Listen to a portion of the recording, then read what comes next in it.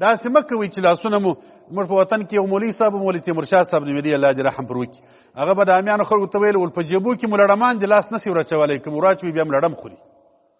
بیا یو ورځ ما ته قصه کوله ول زه خو هر چاته د هغه وایم ول یو ورځ غیبي دغسې پېښه شول یو سړی زما سره ناست و ما په جیب لاس چخ کړي هغه زما په صدري لړم ننوتلی چې ورچخ مې کړي لړم وخوړلم پر دا ګوته باندې ول هغه حاجي صاحب موږ ته هره ورځ وایي خپله دې په جیب لړم ننوتلی دي نو لړمان په جیبو کې مه اچوئ خیراتونه وکړئ په دین کې مصرف کړي پر دغسې لارو یې مصرف کړي ما درته ویل ملا ته کتاب رانیسه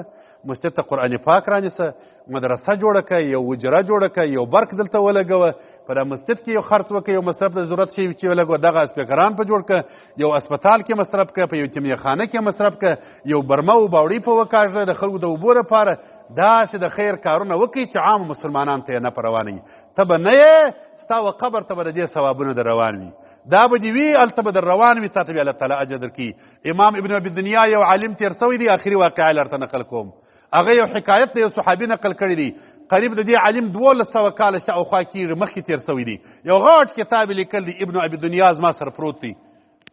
هغه وخت یې 1200 کاله مخکې کتابونه لیکلي دي یوه واقعه دا نقل کړی دی یو صحابي حکایت یې نقل کړی دی و یو صحابي رسول صلی الله علیه وسلم ته رالی ول د الله پیغمبره برایم خپله مور په خوب لیدل په دوژخ کې وه خو د اور لمبو په مخه راخستې وه زه په جنت کې وم دا دوژخ ته روانه چې کله به لمبه د یوې خوا ورته رالل دی به یو لاس داسې ورته ونیوي هغه لمبه به برته پر شا سول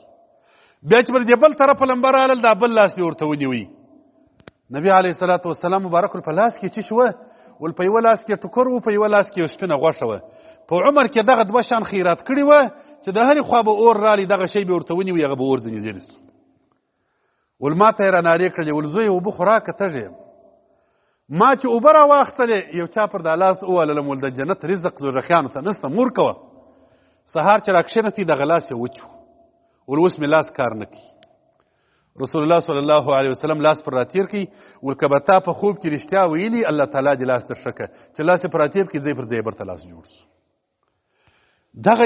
یوه ټوټه غوښه خیرات کړې وه خو په دوژخ کې د دوژخ د اوره یې ګټ خلاصوي ګټه یې ورته کوله فایده یې ورروانه وه نو خیر خیرات صدقه ختمونه مردگانو ته ذکرونه په هره طریقه سره چې په ولاړې ذکر کوي په ناستې کوي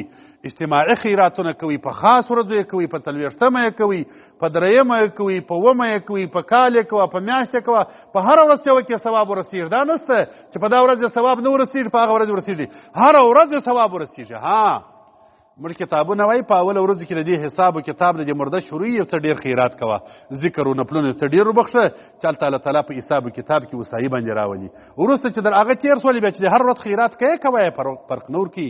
الله تعالی دې موږ تاسو پر عقیده د اهل سنت والجماعت باندې ژوند را نصیب کړي خدای دې مو د حق د لارې نه اړوي اللهم هل بلغت وما علی الا البلاغ